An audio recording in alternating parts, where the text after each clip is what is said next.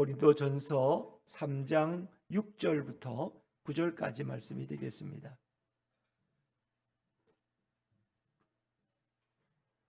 신약성경 265쪽 고린도전서 3장 6절부터 9절까지 말씀입니다. 고린도전서 3장 6절부터 9절까지 말씀을 저와 여러분이 한 절씩 교독하겠습니다. 나는 심었고 아볼로는 물을 주었으되 오직 하나님께서 자라나게 하셨나니 그런즉 심는 이나 물 주는 이는 아무것도 아니로되 오직 자라게 하시는 이는 하나님뿐이니라. 심는 이와 물 주는 이는 한 가지이나 각각 자기가 일한 대로 자기의 상을 받으리라. 우리는 하나님의 동역자들이요 너희는 하나님의 밭이요 하나님의 집이니라. 아멘. 이 시간에는 이제 우리 남아공에서 오신 우리 강희원 선교사님 하나님의 일과 나의 일이란 제목으로 말씀 주실 텐데 저하고 신학교 동기예요. 그러니까 그렇게 한국에서도 목회하시다가 캐나다 가서도 오래 목회하시고 또 남아공에 신학교 사역을 주로 하고 계시는데 오늘도 이렇게 오랜만에 저희 교회에 이렇게 오시게 돼서 너무 감사하고 나오실 때 우리 할렐루야로 환영하면 좋겠습니다. 할렐루야. 네.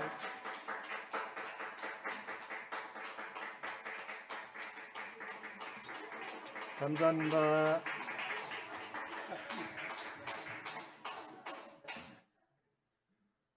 이렇게 열렬하게 환영받는 거는 정말 오래간만인 것 같습니다.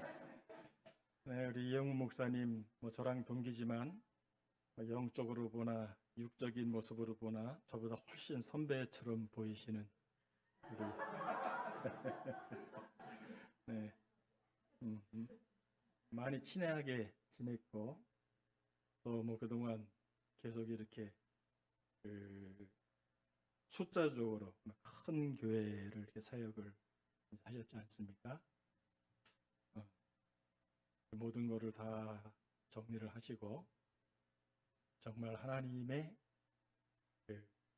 본인을 향해서 부르심을 따라서 이곳에 개척을 하신 줄로 믿는데 오늘 이렇게 초청을 해주시면서 이제 교인들 숫자가 그렇게 많지는 않을 거다 말씀을 하셨는데 숫자는 아무 의미가 없더라고요. 그래서 오늘 또 저를 통해서 하나님께서 여러분의 그 신앙생활에 어쩌면 일생에 어떤 전환점을 이룰 수 있는 그런 기회가 되기를 바랍니다. 우리가 이 땅에 살면서 저도 이제는 이제 과거를 회상하는 때가 점점 많아졌습니다. 회상하다 보니까 그때 정말 그 일은 하나님께서 함께 하셔서 이루어 주셨구나 하는 일들이 기억이 나죠. 정말 작은 일들은 저의 노력에 의해서 된 일들을 많이 있습니다. 그러나 정말 크고 중요한 일들은 우리 하나님께서 함께 해주셨다 하는 고백을 할 수밖에는 없습니다. 이제 하나님이 복을 주신 거죠. 저는 이제 우리가 일평생 살면서 누구나 세 가지 복을 가지고 태어난다 이렇게 생각을 합니다. 첫 번째가 부모님을 잘 만나는 복을 가지고 태어났습니다. 저도 그렇고 여러분도 그렇고 우리는 다 부모님을 잘 만난 복을 가지고 태어났어요. 하나님께서 지금 여러분을 이 땅에 탄생하기 위해서 우리 부모님을 사용을 하신 거예요. 그 부모님이 아니면은 이 땅에 태어날 수가 없습니다.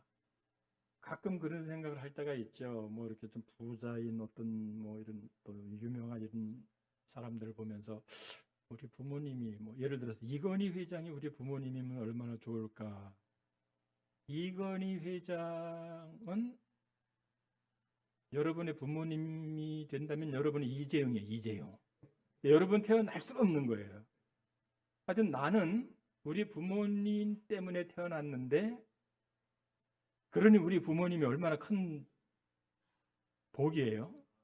이건 하나님이 나에게 주신 복 중에 하나가 우리 부모님이다라고 하는 것을 여러분 꼭 생각을 하시고, 그냥 부모님들에게는 정말 잘해드려야 됩니다. 생명을 주신 것으로만으로 잘해주셔야 되고, 두 번째 복은 어느 시점에 태어나느냐 하는 건데, 저 같은 경우에는 요새 이렇게 제가 살아가고 있는 거를 큰 복이다 그렇게 생각을 해요. 만약에 농경 시대에 제가 태어났다고 하면은 저는 정말 큰일 날 뻔했어요. 허리가 부실해가지고 농사 같은 거 이런 거 잘 할 수가 없거든. 뭐 지금 우리가 뭐 경제도 어렵다, 뭐 또 코로나 때문에 어렵다 하지만은 그래도 이만큼 좋은 시대. 먼저 간 우리 부모님들, 우리 할아버지 할머니들은 지금 우리가 누리는 이런 거를 누리지를 못했거든요. 그래서 이것도 하나님께서 우리에게 주신 축복 중에 하나. 그리고 또 하나는 이제 앞으로 어떻게 은퇴를 하고 어떻게 죽음을 맞이하느냐. 이것도 복인데, 첫 번째 복, 부모님을 만나는 복하고 어떤 시점에서 태어나는 거냐 것하고는 우리가 선택한 복이 아닙니다. 이건 우리가 어떻게 할 수가 없어요. 이거는 전적으로 하나님께 달려있는 건데, 하나님께서 두 가지 복을 주셨어요. 그러나 세 번째, 이제 앞으로 어떻게 은퇴를 하고 어떻게 세상을 마감하느냐 하는 것은 우리의 일이기도 하고 하나님의 일이기도 합니다. 오늘 우리가 함께 읽은 이 성경 말씀을 보니까 거기에 씨를 뿌린 사람이 있고 물을 준 사람이 있는데 자라게 하시는 이는 하나님이시다, 이런 말씀이 있어요. 그러니까 여러분, 인생을 살아가면서 지금 오늘 성경 말씀은 그 당시에 어떤 그런 농경 사회의 비유를 가지고 지금 진리를 전하고 있는데, 씨를 뿌리고 물을 주는 거는 우리가 할 일이. 이제 앞으로 우리가 어떻게 은퇴를 하느냐, 어떻게 죽음을 맞이해야 하는 거는 어떻게 씨를 뿌리느냐, 어떻게 물을 주느냐에 달려 있는데, 하나님께서 자라나게 하신다고 했죠. 그러니까 우리는 자라나게 할 수가 없어요.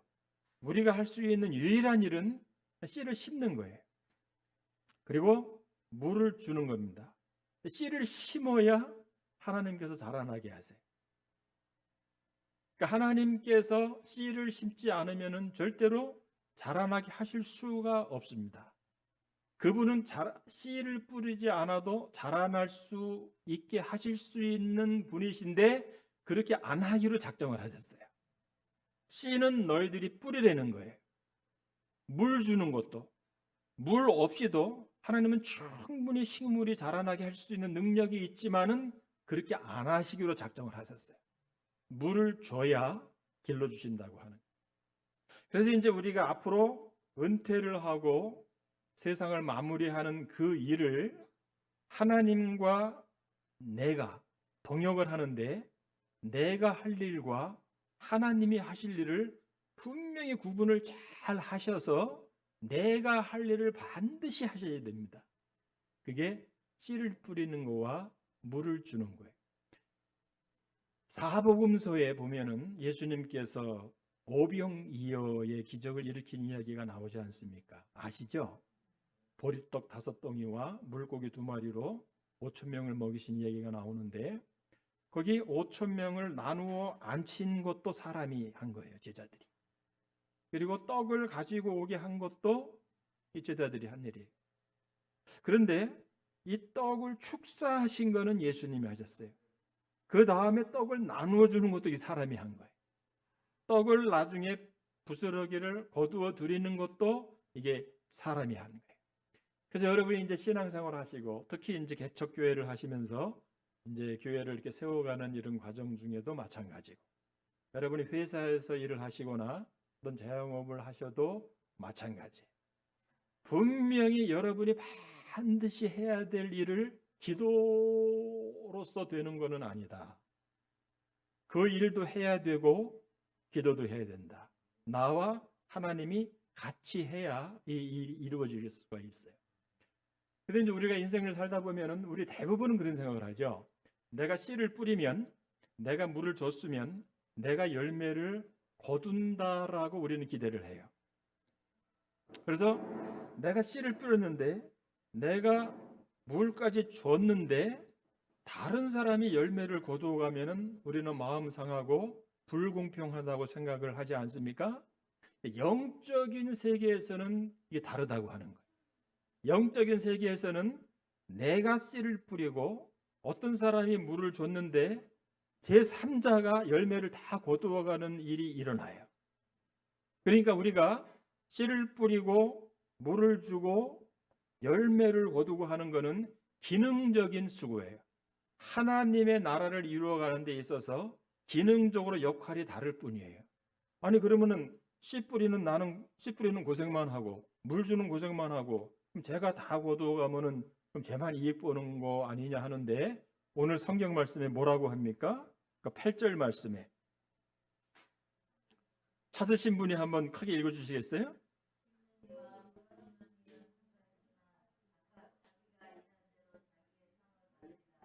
네. 자, 씨를 뿌린 자나 물을 주는 자나 하나님이 열매를 거둔 사람에게 열매와 버금가는 혹은 더 많은 상을 주신다는 거예요. 그러니까 나는 씨를 뿌리고 열매를 못 얻었어. 그러나 분명한 거는 내가 할 일, 그러니까 하나님께서 나에게 맡겨주신 부분이 있거든요. 그 제한적인 부분이 있어요. 그 일을 열심히 최선을 다하면은 거기에 따른 상을 분명히 받는다고 하는. 제가 한국에서 두 교회에서 목회를 하고 캐나다에서 두 교회를 목회를 했어요. 이게 한국에서 한 번 했다가 캐나다에서 한 번 했다가 또 한국에서 또 한 번 했다가 캐나다에서 또 했다가 남아공의 선교사리로 갔어요. 아주 특이한 경우인데, 제가 캐나다에서 처음에 목회를 할 때에는 교회를 개척을 했습니다. 개척을 했는데 어느 순간에 이 교회가 이제 뭐 잘 자라났어요. 이게 잘 자라났어요. 양쪽으로 잘 자라났는데 한국에 있는 교회에서 청빙이 왔어요.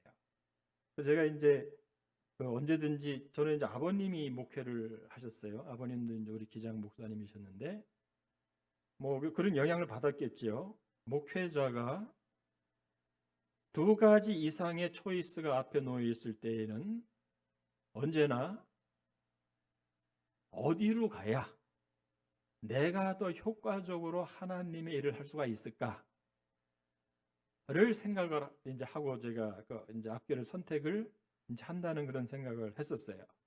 그래서 제가 이제 한국에서 총명받은 그 교회는 제가 개척했던 교회랑 이렇게 비교해 보면은 개척한 교회가 나아요. 근데 그때 이 교회가 더 나를 필요로 한다라고 하는 생각 때문에 왔는데, 저에게는 아들이 하나가 있어요. 최근이 이제 33살인데 그때 그 아이는 초등학교 그러니까 이제 중학교 3학년 9학년이에요. 캐나다 밴쿠버에서 있어요. 9학년인데 9학년이 될 때까지 그냥 이렇게 좀 이 아이가 이 다음에 자라서 저게 인간으로 살아갈 수가 있을까? 이제 아버지로서 이제 그런 생각을 이렇게 하는 거예요. 공부도 안 하고 하여튼 뭐 성적으로만 따져 보면은 그냥 잘 받은 거는 C, 뭐 D 이 정도로 해가지고 초등학교 9학년까지 다니는 거예요. 그러니까 이제 얘를 좀 어떻게 잘 키워보려고 사립학교도 보내보고 뭐 이렇게 했다고요. 근데 뭐 뭐 하여튼 성공하지를 못했어요. 근데 그 와중에 뭐 하나님의 일이 나는 이제 먼저다 이런 생각 때문에 이제 한국 교회로다가 저는 오면서 우리 아이와 그 집사람은 이제 밴쿠버에 머물러 있게 된 거예요. 저의 선택은 하나님의 나라를 위해서 나는 이제 우선권을 갖다 둔다, 이제 이런 선택을 한 거죠. 근데 떨어져 있는 우리 아들을 잘 모르겠어요. 우리 집사람은 이제 남편이 이게 버렸다라는 생각을 해요. 우리 가족을 버리고 혼자 갔다 이렇게 생각을 해요. 근데 무슨 일이 일어났느냐 하면은 그렇게 해서 이제 한국에서 제가 서울에 있는 정락교회라고 하는 곳에서 목회를 이제 시작을 했는데, 제가 한국에 이제 온 게 4월인가 5월에 왔는데, 저쪽은 그 학제가 9월부터 이게 새 학년이 시작된단 말이에요. 그해 9월부터 시작된 새 학년에 얘가 올 A를 맞는 거예요. 올 A. 10학년 올 A, 11학년 올 A, 고등학교 3학년 올 A, 전교 1등을 하는 거예요. 그리고 얘가 졸업을 할 때 우리나라로 말하면 대통령상, 거기는 이제 총독상, Governor General's Award 해가지고 그 총독상을 이제 받았어요.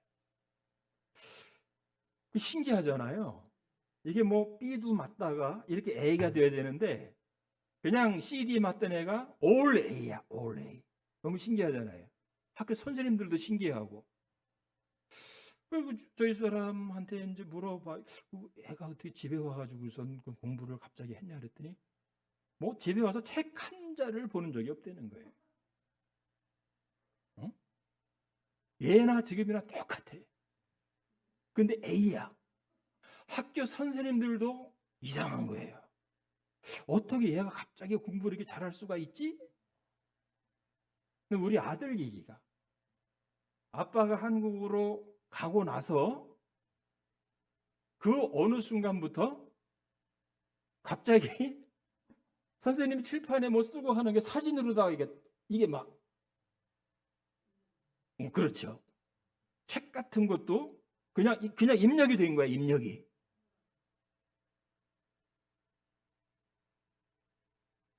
거짓말 같잖아요. 예? 근데 얘가 1등을 했다니까는요.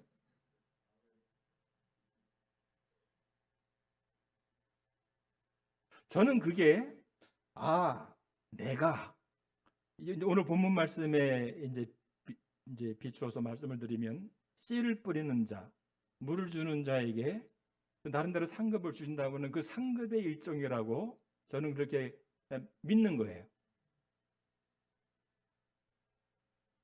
얘가 이제 고등학교 때 태권도를 이제 한다고 해서 태권도 시합을 나가서 주대회, 우리나라로 말하면 도대회에 나갔는데 우리 집사람이 막 그냥 기도를 얻어맞아가지고 저 어디로 다치 못하거나 기도를 정말 많이 했대요. 근데 한 대도 안 얻어터지고 금메달을 딴 거예요. 걔 체급에 걔 혼자 나왔대. 네? 그러니까 얘가 캐나다 이제 그 국가대 뭐 그 뽑는 거 그것도 나갈 수가 있잖아요. 금메달리스트니까. 거기 가가지고 또 기도 열심히 했지, 집사람이. 동메달 땄대, 동메달. 몇 대 얻어 터지고 동메달 땄대. 3명 나왔대, 3명. 이제 얘 이력서에는 캐나다 BC주 태권도 챔피언이에요. 거짓말한 게 아니잖아. 몇 명 혼자 나와서 이런 거 쓸 필요가 없잖아요, 거기에. 그죠? 캐나다 국가 거기에 나가가지고 동메달리스트, 그게 이력에 이렇게 있어요. 그러니까 하나님이 뭐를 만들어 주려고 하면은 그냥 만드세요. 여러분이 내일 이제 수능 뭐 해서 여기도 수능 보는 우리 학생이 있는 것 같은데, 걔가 수능 잘 못 보는 건 누구 책임인 것 같아요? 근데 이제 제 경우는 하나님께서는 못하시는 일이 없다라고 하는 걸 보여주는 샘플이에요. 이게 샘플. 얘가 이제 대학도 정말 좋은 대학을 가가지고 장학생으로 4학년을 졸업을 했다고요. 그러니까 좋은 직장을 들어갔어요. 캐나다에서. 직장에 들어가서 첫날 집에 와가지고 저한테 하는 말이, 아빠, 직장에서 자기한테 뭐를 하라고 하는데 무슨 소리인지를 못 알아듣겠대. 뭘 시키는지를 모르겠대. 왜 그래요? 머리에 들은 게 없는 거예요. 하나님의 은혜로 여기 찍힌 사진을 보고 답을 써가지고 1등을 했지, 지식이 없는 거예요, 지식이. 제가 볼 때는 그래요. 그러니까 3년 동안을 아주 그냥 너무너무 힘들게 직장을 다니더니 나중에는 더 이상 못 다니겠다고 하고 직장을 사표를 내고 집에 와서 게임만 하고 있더라, 게임만. 그때쯤 제가 캐나다에서 목회를 하고 있었는데 제 지나간 과거를 어느 날 갑자기 이렇게 뒤돌아 보니까 저도 이제 제법 큰 교회에서도 담임 목사로 섬겨보기도 했고 교회 개척도 해서 교회 부흥도 이루어지는 경험을 했고 했는데 제가 목회를 하는 데에 예수를 안 믿던 사람이 와서 예수를 믿게 된 사람들이 별로 기억이 안 나요. 예를 들어서 개척을 했는데 교인이 한 240명까지 이렇게 모였을 때에 이렇게 보니까 다른 교회를 다니다가 옮겨온 사람들이야. 거의 다. 예수를 안 믿다가 우리 교회에 와서 처음 예수를 믿은 사람은 한 5가정 정도 안 되는 것 같아요. 그리고 어느 날 생각을 해보니까 혹시 하나님이 이제 나를 부르실 날이 나도 이제 얼마 남지가 않았는데 너 세상에서 뭐 하다 왔냐 그러면은 이게 드릴 뭐가 없는 거예요. 그래서 덜컥 마음이 이렇게 굉장히 다급해졌어요. 야, 그거 어떻게 하지? 교인들은 뭐 전도가 잘 안 돼. 여기 뭐 전도가 잘 안 되잖아요. 전도가 잘 안 돼. 그러나 우리가 구원받은 우리에게 하나님께서 요구하시는 가장 큰 요구는 다른 생명들을 하나님께로 오게 하려는 거예요. 아주 단순해요. 하나님께서 이 다음에 헤아릴 거는 그거밖에 없어요. 내가 얼마나 그런 거잖아요. 내가 이렇게 큰 배를 타고 가다가 파선이 됐어요. 그래서 우리가 다 물에 빠졌어요. 그럼 어떤 배가 와가지고선 구명줄을 던져줬어요. 한꺼번에 다 던질 수가 없잖아요. 내가 먼저 잡았어요. 그래서 배 위에 올라왔어. 그 다음에 뭐를 해야 되는 거예요? 내가 또 이제는 정신 차리고 저 사람들에게 구명줄을 던져줘야 되는데 요즘에 교회가 그렇게 구원받은 사람들이 배 안에 모여가지고선 할렐루야 하고 선장은 감사합니다 하고 자들에게 모여서 그것만 하고 있어요. 아직도 저기는 지금 빠져 죽어가는 사람들이 있는데 그 사람들은 신경을 안 쓰는 거예요. 이게 문제인 거예요. 그러니까 하나님께서는 그게 좀 가장 안타까우신 거죠. 근데 현실적으로 전도가 안 되는 거예요.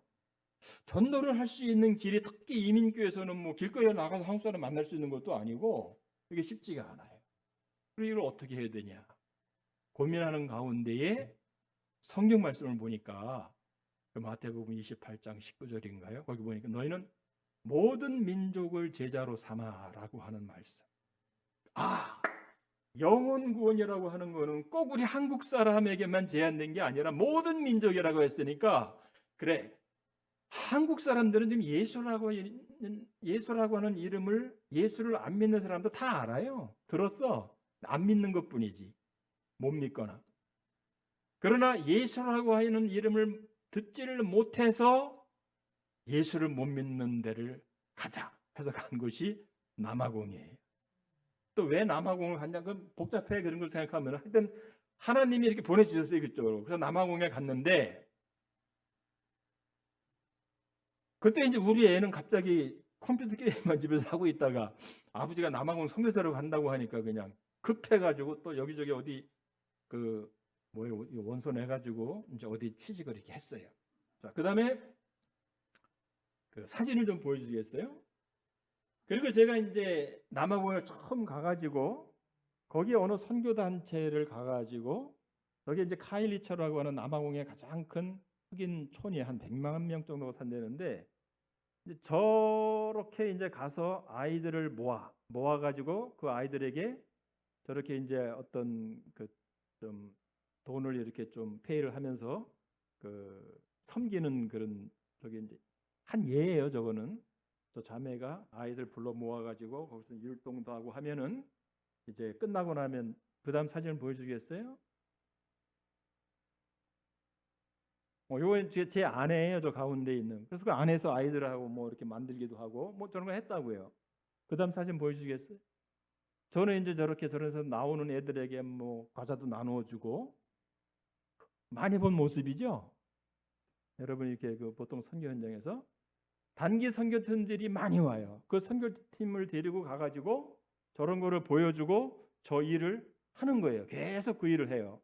한 6개월을 그 일을 했어요. 그 다음 보여주겠어요? 오케이, 거기 잠깐 스톱해 주세요. 거기에서. 그리고 제가 생각을 해봤더니 내가 지금 여기 와서 이 일을, 저 일은 저렇게 애들 저렇게 하고 하는 거는 내가 아니더라도 누구나 할 수 있는 일 같아요. 내가 이 일을 하려고 여기 온 것 같지는 않다고요. 이제 그래서 남아공의 형편을 이렇게 살펴보다가 보니까 남아공이라고 하는 데가 그 백인들, 그 네덜란드 출신의 백인들인데 이 백인들에 의해 가지고 40년 넘게 인종차별을 받았던 나라예요. 흑인들이. 백인들 숫자는 10%, 흑인들 숫자는 90%인데 이 90%가 인간답지 않은 노예 같은 생활을 해왔던 나라예요. 넬슨 만델라라고 들어보셨죠? 만델라가 대통령이 될 때 이제 흑인들에게 투표권 주고 해가지고 대통령이 됐는데 지금까지도 경제권은 백인들이 쥐고 있어요. 자, 근데 그 40년 동안 그 흑인들이 인종차별을 겪으면서 교육을 받지를 못했어요. 그래서 그 흑인 마을에 교회들이 있고 목사님들이 있는데 이 목사님들의 학력이 중학교 한 2학년 정도, 그리고 성경을 배워보지도 못한 목사님이 95% 정도가 돼요. 성경을, 신학을 배우지 않고 목사님인 거예요. 이 어떻게 목사님이 됐냐 하면은, 그래서 한 요만큼 이제 인원수가 이렇게 모여서 우리 교회 하자 그런데요. 그래서 오케이, 교회 하자. 그러면은 누가 목사가 될까? 네가 목사 되라. 오케이, 내가 목사할게. 그래서 그분이 그다음부터 목사님이에요. 그렇게 해서 이제 이렇게 모여서 막 뭐 하다가 보면은 뭐 사람들이 한 3, 40명 늘잖아요. 그러면은 이 목사님이 다른 사람 보고 니게 당신이 이게 목사해라고 그러고 또 목사라고 부르고 이분은 다른 데 가서 교회를 또 개척을 이런 식으로 해가지고 거기 한 4개, 5개가 되잖아요. 그게 한 교단이 되는 거예요. 그렇게 생긴 교단이 남아공에 적게는 4,000개, 많게는 7,000개까지 봐요. 그러니까 셀 수가 없다는 거죠, 한마디로. 근데 이분들이 배운 성경을 안 배우고 목회하니까 어떻게 되겠어요? 우리 입장에서 가서 보면은 이제 어떤 이제 선교사들은 그런 얘기를 해요. 남아공 기독교는 이단이다. 그런데 이단이라고 표현하기에는 좀 그래요. 왜냐하면 못 배워서 그런데 그거 뭐 그냥 자기 마음대로 성경을 해석을 하고 그냥 뭐 이런 물 500ml짜리 물 있잖아요, 생수. 그거 뭐 사다가 뜯어가지고 거기다 홀리 워터 이렇게 써가지고 거룩한 물 해가지고 그거 하면 10배 비싸게 팔면 그것도 사 마셔? 그 가난한 사람들이거든요. 그 물 한 병 하루 일당인 거를 그냥 이게 거룩한 물이라고 해서 한번 마시기도 하고 그냥 뭐 하다 때 이상해. 그래서 이분들을 제대로 교육을 시키자 해서 신학교를 시작을 한 거예요. 그래서 지금 목회를 하고 있는 그 목사님들을 대상으로 신학교를 하는 거예요. 그래서 제가 이제 처음에 다시 그 전에 저기 보면은 밑에 제 목소리가 크니까 이거 없어도 다 들리시죠? 여기 케이프타운이라고 하는 데가 아프리카 대륙의 가장 밑에 있는 게 남아공인데 그리고 가장 밑이 케이프타운이에요. 제가 이제 어디에서 그럼 신학교를 시작을 할까 했는데 케이프타운 큰 도시는 선교사들이 많이들 있어요. 근데 이분들이 저 도시를 떠날 수가 없어요. 아이들 때문에, 아이들 교육 때문에. 저는 이제 뭐 우리 아들이 혼자 저기 있고 집사람하고 둘이 갔기 때문에 그래. 그러면 한국 선교사들이 가지 않은 시골로 한번 들어가 보자 해서 헐마누스라고 하는 곳, 케이프타운에서 자동차로 한 2시간 좀 넘게 걸리는 거기를 갔어요. 그래가지고 신학교를 시작을 했는데 그 다음 사진 보여주시겠어요? 네. Divine Word School of Theology라고 하는 게 이제 제가 지금 이제 운영하고 있는 그 신학교 이름인데, 이것도 이제 우리 신학교 졸업생들이 이 이름이 좋다 그래서 이렇게 졌어요. 그래서 디바인이라고 하는 거는 실질적으로는 우리나라 말로 번역을 하면 하나님보다는 신 뭐 이런 의미라 저는 별로 안 좋아하는데, 뭐 그 문화를 제가 잘 모르니까 그 좋다고 하니까 오케이, Divine Word School of Theology에서 이제 그걸 시작을 했어요. 그다음 보여주시겠어요? 이게 이제 제가 사용하는 10권으로 된 영어로 된 이제 교재예요. 그래서 우리가 2년 과정으로 이 목사님들을 훈련시키는데, 이 남아공의 목사님들은 교인이 한 200명이 돼도 주중에 일을 해야 돼. 교인들이 너무 가난해가지고 헌금을 해봤자 뭐 10원, 20원 하기 때문에 교회 그 빌리는 세에 내기도 바빠요. 그래서 이분들이 주중에 막노동을 한다고요. 그래서 신학교도 저녁에. 그런데 이 신학교가 그 우리나라 같으면 뭐 우리 예를 들어서 기장 가면 어디 신학교가 있으면 전국에서 몰려오잖아요. 근데 이분들은 가난해가지고 그렇게 다른 마을에서 여기를 올 수가 없어요. 밤이 되면 뭐 교통편도 없고 차비도 없고. 그래서 한 마을에 신학교를 하면은 그 마을 사람 가운데서 목사님들 와서 공부를 하는 건데요. 그 다음 보여주시겠어요? 이게 제가 가장 처음 시작했던 신학교로 사용했던 건물이에요. 여기 보면 여기 철창이 있죠, 철창. 정말 이 안에 들어가면은 뭐 여기 이제 다른 집도 있고 하는데 저 안에 들어가면은 그냥 뭐 다 이렇게 뭐 앉으면 끄덕거리는 뭐 주워온 소파 이런 것밖에 없는데 철창으로다가 굳게 잠궈놔요. 저 사람들은 훔쳐갈 게 있어요. 자네들끼리는. 쓰레기통을 밖에 내놓잖아요. 이렇게 백인들이 쭉. 그러니까 남아공의 특징은 길을 하나를 놓고 흑인 마을, 하나 흑인 마을이고 이쪽은 잘 사는 백인이에요. 그러니까 쓰레기통을 내놓은 그 새벽에 이 흑인들이 와가지고 쓰레기통을 다 뒤지면서 음식물 쓰레기 빼놓고는 그 안에 있는 거 다 가져가요. 다 필요한 거예요, 뭐든지. 그 다음 보여주겠어요?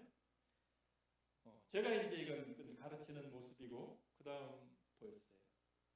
이게 이제 가장 처음 가르쳤었던 그 신학생들이에요. 이게 이제 가끔 제가 다시 보여드릴 텐데, 그 다음 보여주세요. 자, 이건 이제 다른 신학교예요. 이제 말씀드렸죠?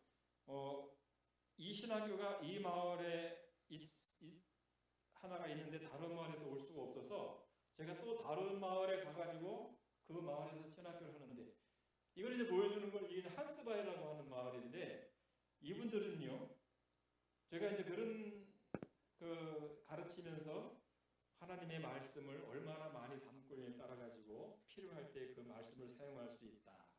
컴퓨터에 뭐를 저장하기에 따라 가지고 그거를 사용할 수 있는 거와 마찬가지인데 무슨 소리를 못 알아들어요. 무슨 말씀이냐면은 이 마을 사람들은 컴퓨터라고 하는 걸 모르는 마을이 있더라고요, 지금. 야, 그런 마을이 있어요, 아프리카에. 자, 그 다음 보여주세요. 요거는, 예, 감사합니다. 네네. 네, 요거는 이제 제가 남아공 허마누스라고 하는 데서 아까 이제 처음 지도에는 나오는데 한 350km 떨어진 모슬베이라고 하는 데서 우리도 신학교를 좀 해주세요 하는데, 거기를 한번 갔더니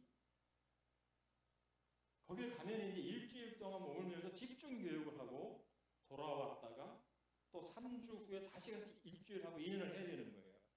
근데 비용을 따져봤더니 그렇게 한 번 가는 한 50만 원이 들어요. 근데 여러분, 제가 떠날 때 아무런 후원이 없이 떠났어요. 자비량으로 떠난 거예요. 마음이 너무 급해가지고, 지금도 마찬가지예요. 지금도 후원 단체가 없고 뭐 아무것도 없고, 하나님의 나라와 의를 구하라, 그래야 이 모든 것을 도와주신다고 하는 그 말씀을 그냥 믿었어요. 그렇지. 지금 나에게 필요한 거는 하나님의 나라와 의를 구하는 거지. 그러면 뭐 하나님께서 성경이 이렇게 얘기하니까 그냥 갔어요.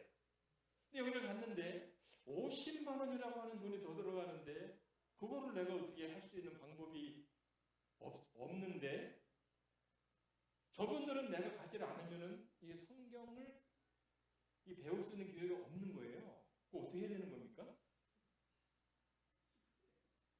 네? 그래서 내가 간다고 그랬어요. 하나님의 나라와 의를 구하라. 그러면 이 모든 걸 더하신다 그랬잖아요. 그래서 간다고 해서 이제 결정해서 가는데 우리 아들이 지금 이제 시간이 좀 중간에 비었는데 그 회사를 들어갔잖아요.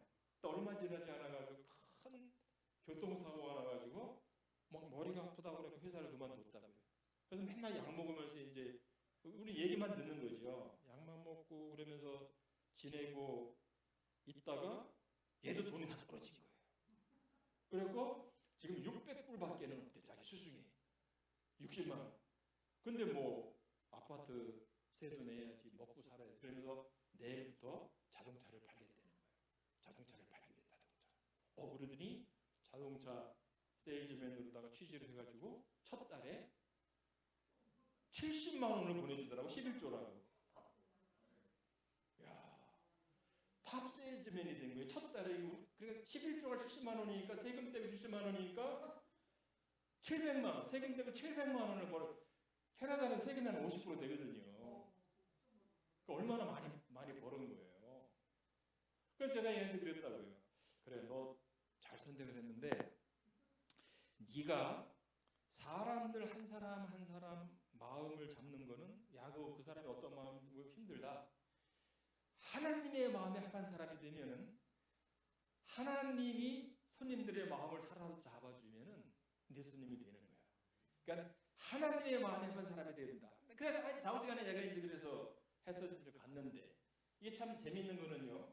제가 요 사람이 제 뒤에 이 사람이 첫날 가가지고 3시간 강의를 하고 마쳤는데 저 사람이 자기가 19년 목회를 하고 있다는 거예요. 19년.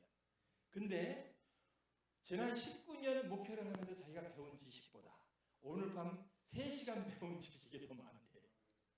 야, 그러니까 저는 너무 신나는 거죠. 그죠? 야, 이게 내가 보람됐다. 잘 왔다. 여기는 29명이 졸업을 했어요. 이제 그 해에 2년 과정. 그다음 보여주세요. 요건데 와인버그라고 하는 다른 신학교 또 보내주세요.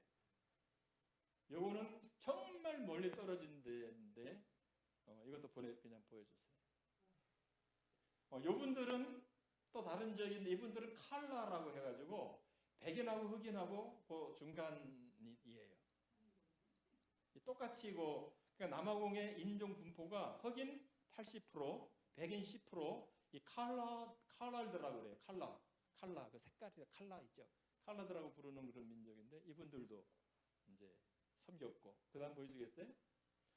자, 이제 제가 이제 그동안 했던 그 신학교들이 쭉 있는데 다른 신학교들은 2년 과정을 마치고 끝났어요. 더 이상 이어지지가 않은데 처음에 제가 가르친 학생이잖아요. 여기에 보면은 여기 이분 제 뒤에는 이분이 프란시스 목사님인데 이분이 아까 제가 말씀드린 대로다가 말라위에서 오신 분인데 그렇게 이제 교회를 시작을 했어요. 그러니까 제 학생이었을 때에 교인이 한 4, 50명 됐다고요. 처음에 배울 때. 그 다음 보여주시겠어요? 이분이 지금 목회를 하고 있는 거예요. 그 다음 보여주시겠어요? 이분이에요. 아주 카리스마 있게 생겼죠. 엊그제 지금 지난주에 44살 생일을 지났어요. 다시 보여주세요. 그 다음에 교인들이에요. 한 200여 명이 지금 모여요. 이 사람들 보세요. 이 사람들이 굉장히 어렵게 사는 사람들인데 주일날 교회 올 때는 가장 좋은 모습을 하고 이렇게 와요. 그 다음 보여주시겠어요? 제가 그래서 이 프란시스 목사님을 강사로 훈련을 시키는 거예요. 이제 신학교를 계속 이어가게 하기 위해서.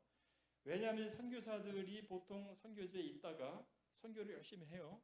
그러다가 이제 그 열심히 하는 모습을 보고 예를 들어서 한국에서 어느 교회 청붕이 와. 그러면 손 탁 들고 그냥 와가지고 선교지는 그냥 이게 이상해져 버리는 거예요. 그래서 저는 내가 떠나도 이 신학교가 계속 이어갈 수 있게 해야 되겠다. 제가 처음에 거기를 가가지고 했더니 제가 그래도 선교사 중에서는 나이가 가장 많더라고요. 그래서 먼저 있었던 선교사들 이런 모임에서 거기 가서 그랬어요. 여러분, 우리가 선교지에서 필요한 선교사가 돼야지 선교지를 어떤 후원의 도구로 삼아서는 안 됩니다. 제가 지금 아무 후원 없이 그냥 왔어요. 그런데 하나님께서 말씀대로 분명히 도와줄 것이라고 믿는데 만약에 아무도 나를 안 도와주면 하나님이 지금 저 놀고 있는 우리 아들을 어떻게 해서라도 하나님이 나를 먹이시고 입히실 거라고 나는 믿습니다. 근데 이제 거기 있는 선교사들은 처음 와가지고 좀 몰라서 저런 소리를 하지 그런 식으로 이제 앉아 있어요. 하여튼 그래서 이제 훈련을 시켰어요. 그 다음 보여주겠어요? 그리고 이게 지금 2018년도인데 그 흑인 마을에 폭동이 일어났어요. 그러니까 남아공 흑인들이 다른 나라에서 내려오는 흑인들하고 그 사이에서 남아공 흑인들 좀 게을러요. 근데 다른 나라 흑인들은 우리나라도 그렇잖아요. 여기서 이제 막 외국에 일하러 가면 열심히 일하잖아요. 그런 식이에요. 그 갈등이 일어나면서 막 폭동이 일어났는데 저는 이 흑인 마을에서 한 500m 떨어진 곳에 제 집이 있거든요. 밤에 이렇게 자면은 막 총소리도 들리고 그러니까 이제 백인 경찰들이 딱 입구를 저기 탱크로 다 막고 있어요. 못 나오게. 그러니까 그 안에서 그냥 지들끼리 막 싸우고 난리가 난 것 중에서 사진을 한 장 제가 이제 뽑아 온 거예요. 그래서 저는 더 이상 있을 수가 없어요.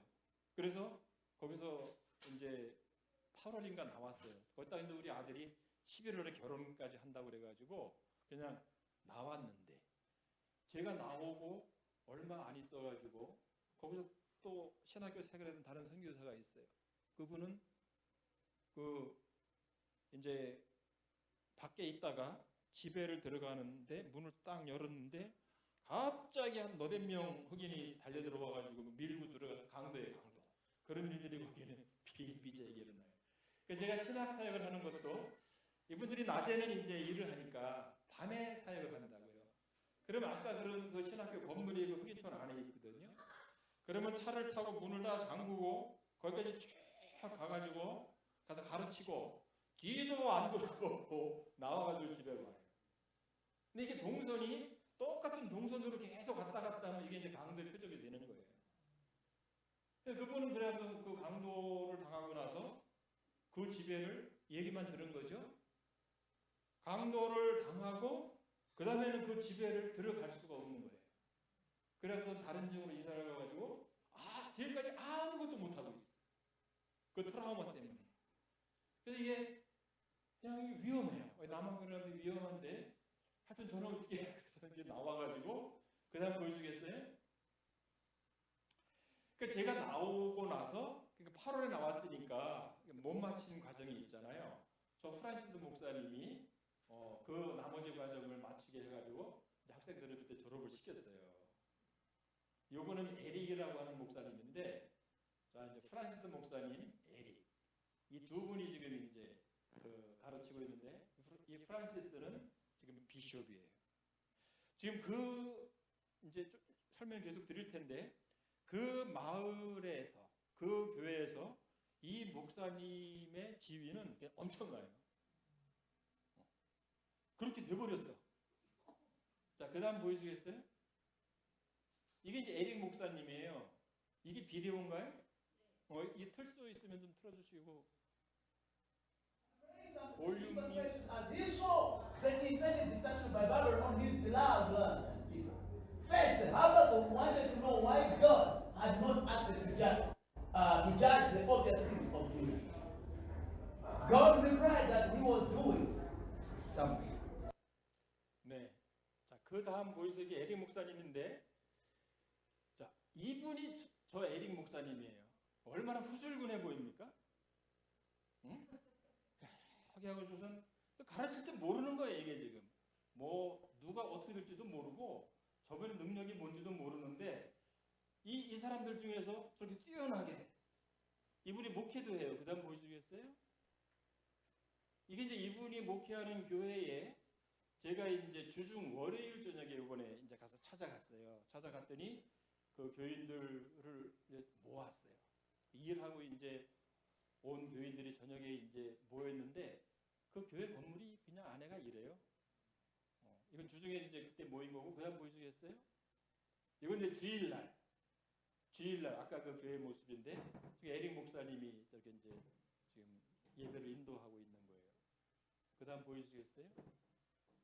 이게 이제 그 교회 아까 그 내부고 바깥에 나와가지고 그 함께 이제 있었던 이분들이 이게 이제 여기 이제 에릭 목사님 아까 그 담임 목사님이고 그 이분들은 지금 자기 목사님의 신학교 학장에 왔으니까 얼마나 자기네들은 그냥 막 그래서 온 거예요. 학장을 만나보겠다고 뭐 사진도 같이 찍자고 하고 그다음 보시겠어요? 이게 이제 그 교회인데 이게 이제 여기 집이 있는데 이 뒤에 공터에 아까 그 이제 교회를 진 거예요. 이게 지금 뭐 양철로다가 자기네들끼리 그 돈을 모아가지고 졌는데 우리나라로 돈으로 따지면 이게 한 150만 원 정도 들었다 그래요. 많이 들었어요. 여기 돈 따지면 그렇죠. 근데 이제 너무 이게 부실해가지고 저거를 만약에 벽돌로다가 이렇게 좀 쌓고 저게 남아공에 이제 겨울철에 비가 오면은요. 제가 강의를 하는데 비가 내리잖아요. 그럼 양철 지붕에 비 떨어지는 소리 때문에 말이 안 들려요. 다다다다다 그런 소리 때문에. 그래서 그걸 벽돌로 어떻게 해가지고 집을 짓는데 얼마나 들을까 했더니 약 한 350만 원 정도. 자기네들이 벽돌만 사주면 쌓게 되는 거죠. 그 정도 듣고 이제 이 땅하고 이 집하고 요거를 다 하나 구입하는 거는 이거 돈이 좀 들어요. 한 3,500만 원 이렇게 정도 들고. 그러니까 그런 거를 제가 인포메이션을 좀 이제 얻은 거죠. 그다음 보여주시겠어요? 요게 이제 그 밖에서 요거는 다른 마을이에요. 아까 그거는 스탠포드라고 하는데 그 에릭 목사님 여기는 한스바이라고 하는 교회. 그러니까 그 신학생들 가운데서 그 근처에 있는 교회만 제가 이번에 가서 돌아본 건데 이게 이제 그 한스바이라고 하는 데에서 사용하는 이것도 교회 건물이에요. 당신들이 지은 거예요. 보여주시겠어요? 또? 그 다음 사진 보여주시겠어요? 네. 요거 이제 그 교회 안의 모습이고 그 다음 보여주시겠어요? 자, 원래 저 한스바이 교회는 이분이 에디슨이라고 하는 분인데 말라위 출신이에요. 이분이 목회를 하다가 이분이 지금 얼마 전에 말라위에 가가지고 교회를 개척을 했어요. 말라위라고 하는 나라 들어보셨죠? 최빈민, 세계 최빈민 국가인데 말라위에 가서 그러니까 이제 이 교회가 아까 제가 프란시스 목사님, 이 목사님이 목회하는 그 교회가 아프리카의 7개국에서 나온 사람들이 모여 있는 인터내셔널 철치예요. 아주 드문 그런 교회를 어떻게 만난 거죠, 다행히. 그래서 이곳저곳에서 내려와서 일하던 사람이 교육을 받고 자기 나라로 돌아가 가지고 교회를 개척해서 하는 사람들이 있어요. 그래서 이제 이분이 목회를 하다가 떠나가 가지고 다음 사진 보여주시겠어요? 제가 이번에 갔더니 요새 잘 안 보이는데 반다라고 하는 목사님인데 이분이 지금은 거기서 목회를 하고 계세요. 같은 건물이고 이제 증명 사진 하나 찍어온 거예요, 그냥 교인들이고. 자, 그 다음 사진 보여주시겠어요? 자, 이거는 이제 저도 이런 마을이 있는지를 몰랐어요. 이번에 갔더니 하여튼 거기서 비포장 도로로다가 한 40분을 들어갔는데 비포장 도로에 거기에 이건 농장이에요. 아주 그냥 큰 농장인데 이 농장 띄엄띄엄에 집들이 있어요. 흑인들이 거기서 살면서 아기도 낳고 그냥 현대판 백인들의 노예라고 보시면 돼요. 그 안에 학교도 있어. 초등학교도 있어요. 엄청나게 넓은 거죠. 근데 교회가 없는데 교회를 세웠으면 좋겠다라고 하는 소원이 있어서 그 프란시스 목사님이 가서 교회를 개척을 한 거예요. 여기가 교회를 개척을 했는데 이것도 이 땅을 빌렸어요. 한 달에 6만 원. 6만 원을 내고 이 땅을 이제 빌려서 여기다가 이게 뭐 이렇게 차고 문 뭐 이런 거 쓰레기를 다 주워다가 이렇게 비만 이렇게 하게 맞게끔 이렇게 지었더라고요. 그래서 여기를 그 다음 사진 보여주시겠어요?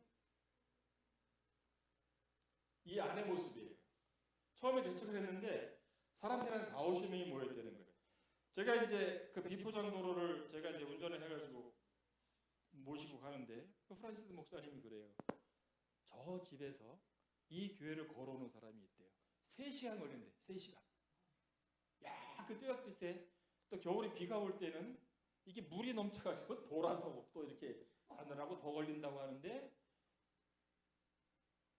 그 예배드리고 싶은 그 열정들.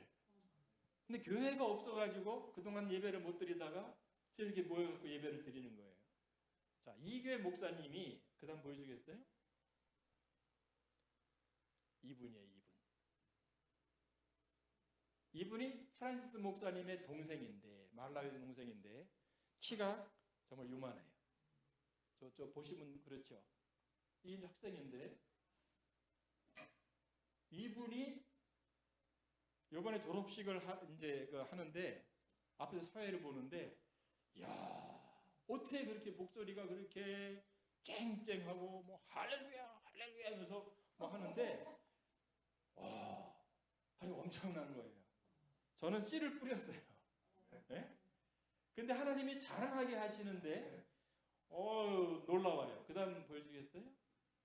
여기 이제 이번 11월 6일에 16명이 졸업을 한 졸업식에 제가 간 거예요. 갔다가 온 지가 지금 며칠 안 되는 거예요, 지금 제가. 근데 요 앞에 요 분이 아까 그 분이에요.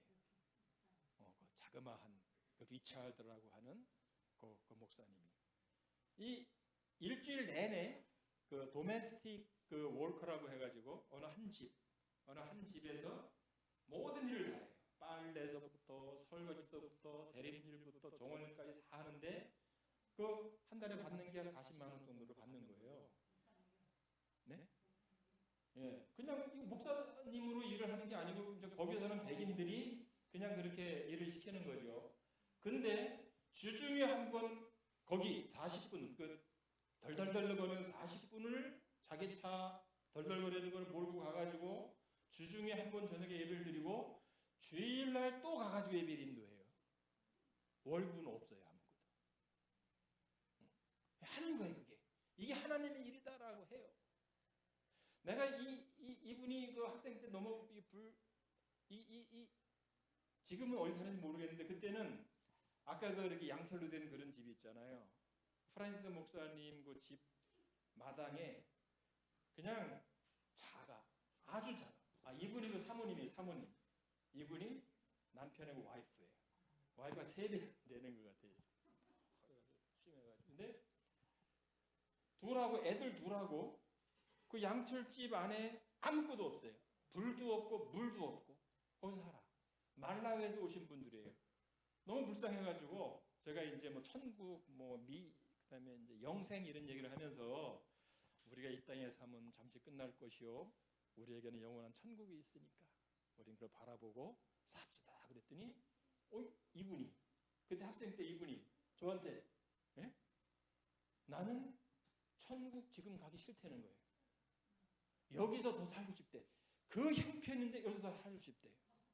그러니까 말라위라고 하는 나라가 얼마나 힘든 거를 이제 알 수 있는 거예요. 거기는 뭐 짭도 없고 그냥 그 보릿고개 옛날에 우리 보릿고개 같은 거를 1년에 한 4개월 정도를 해요. 물로 배를 정말 채우면서 지는데 지금도 그렇다 그러더라고요. 그 다음 보여주겠어요? 제가 이제 그날 이제 그 졸업식 할 때 설교하는 거. 그 다음 여기 이제 16명 11월 6일 날 졸업한 분들이에요. 그 다음 사진 보여주세요. 제가 이제 신학교 학장이기 때문에 제 이름으로 해가지고 졸업장을 나눠주는데 이분들은요 이런 졸업장을 받아본 적이 없는 사람이 평생. 그래서 저게 완전히 이제 그냥 이제 막 라미네이트 이렇게 탁 이렇게 해서 줄 거예요. 그러면 이제 집에 벽에다가 이제 다 걸은 거지. 그 다음 보여주겠어요? 이것도 비디오죠? 그 우리 졸업식 때 이런 게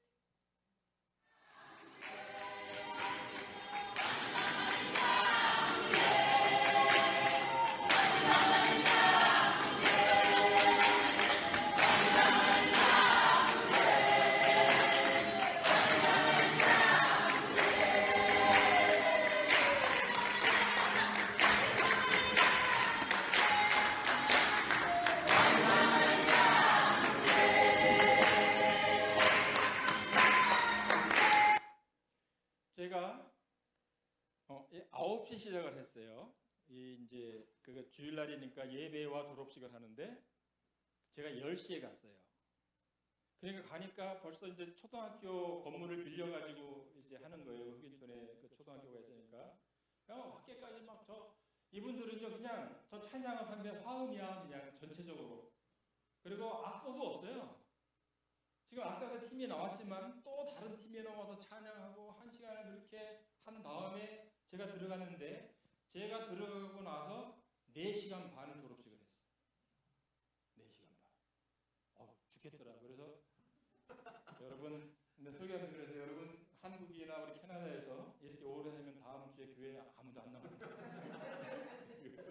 이렇게 얘기를 하고는 했는데, 야 이분이요 여기 지금 잠깐 비쳤는데 제 옆에 앉아 있었는 백인 2분이 왔더라고요. 여자분이. 그래서 왜 백인 2분이 왔을까 했는데 자기 그 집에서 일하는 이 한 분이 거기서 졸업을 한다고 이제 신학교 졸업을 한다고 축하해 주러 온 거예요.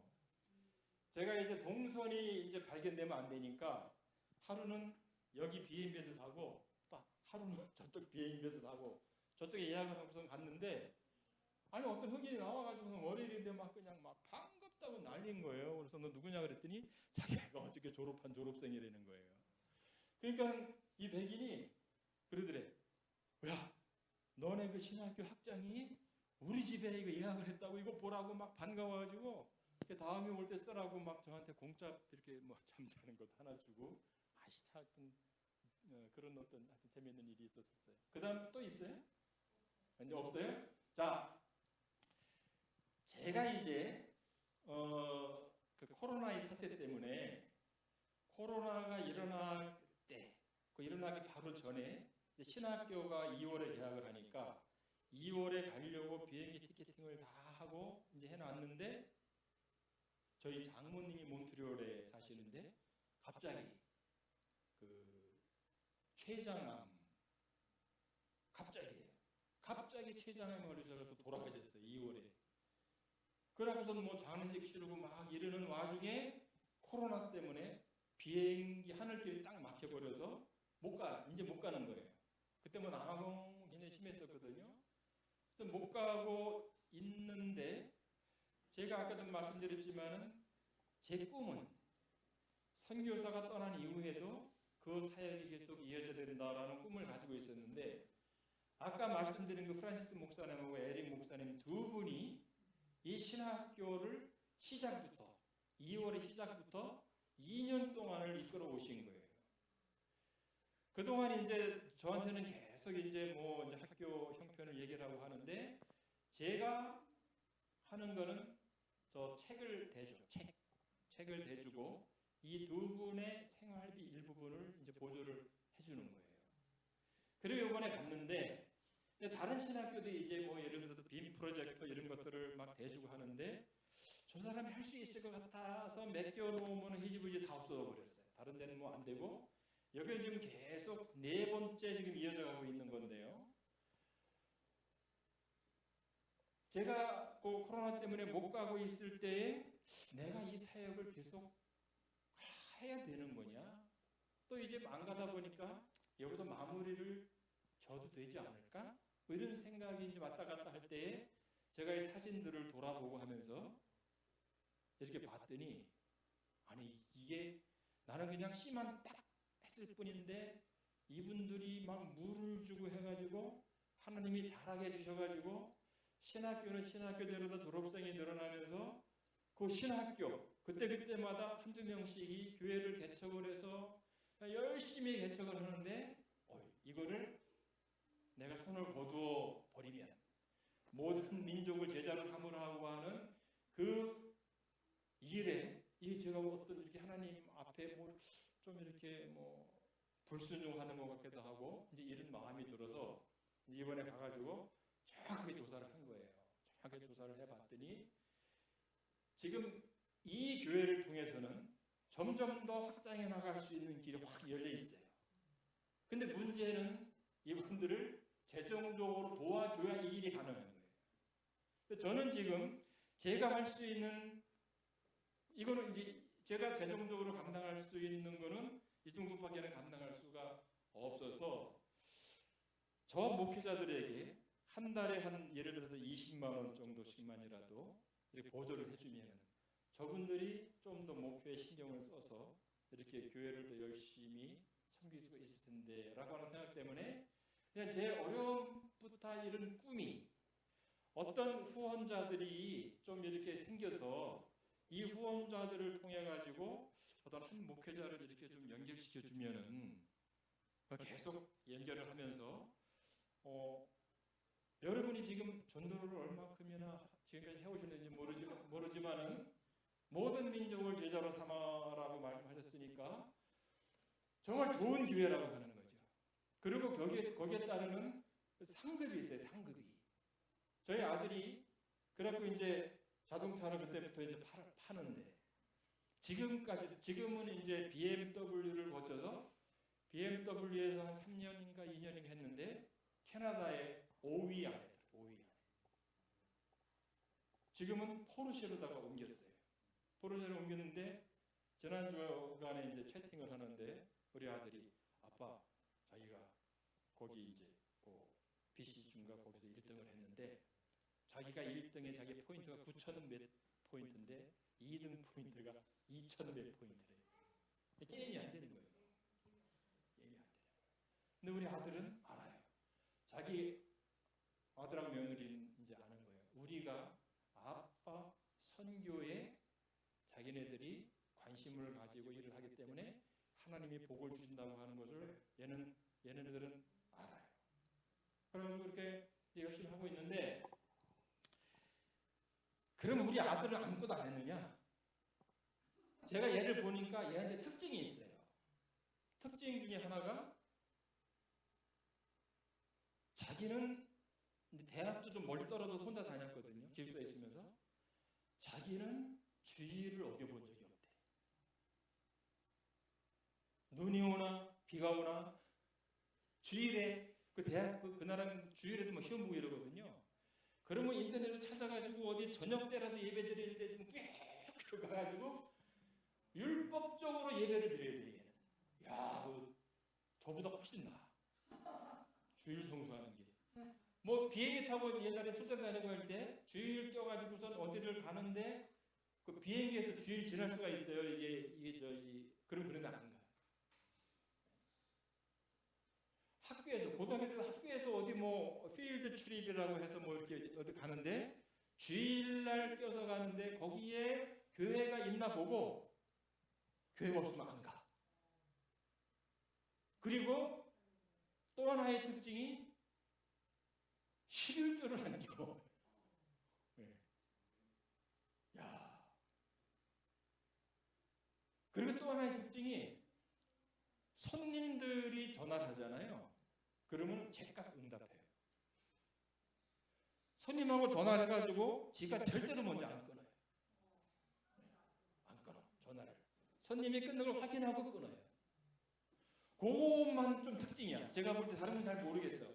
자기 나름대로 특징도 있겠지만 걔한테 야, 너 그 자동차 파는 거를 어디서 배웠냐?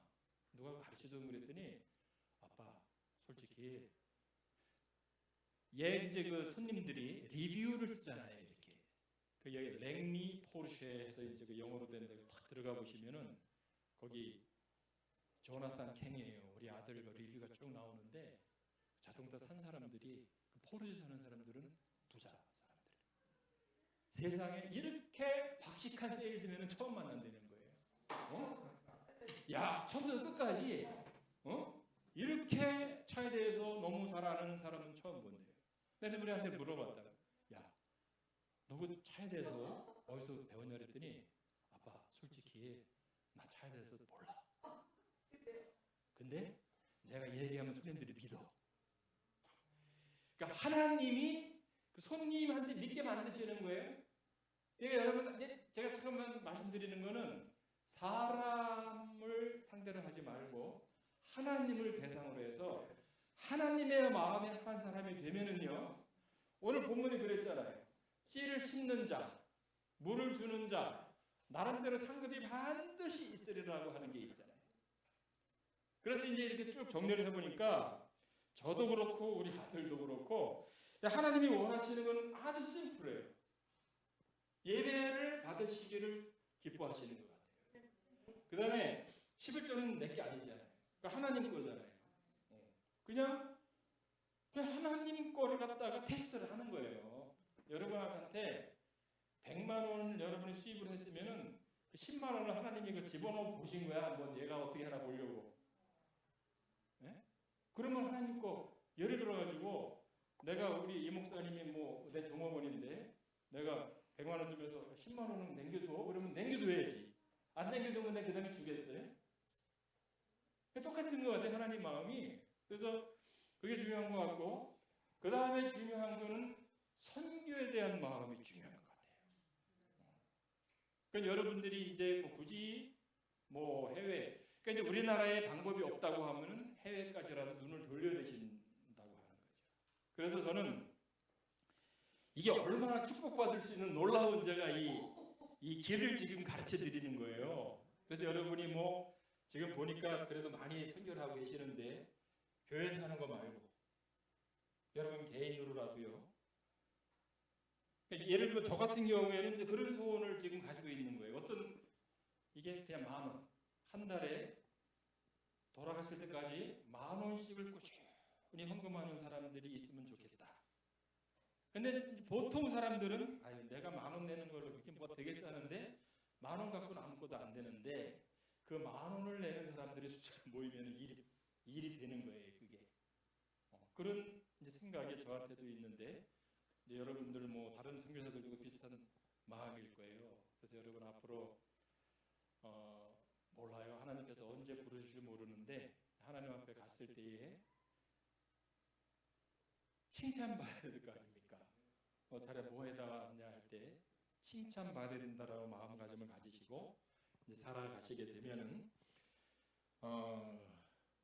저도 또 여러분도 하나님께서 귀하게 사용하시는 일꾼들이 될 줄로 믿습니다. 기도하시겠습니다. 하나님 감사합니다. 부족한 종을 통하여 긴 시간 말씀을 나눴습니다. 필요한 말씀들 우리 사랑하시는 성도님들의 마음에 깊이 뿌리내려 열매 맺도록 도와주시옵소서. 피값 주고 세우신 예수 품교회 하나님께서 섬기시는 이 목사님을 비롯하여 모든 성도들 이 시대에 하나님께서 찾으시는 하나님의 나라의 영역을 확장해 나갈 수 있는 주님의 몸된 교회로 축복하여 주시옵소서. 예수님의 이름으로 기도하옵나이다.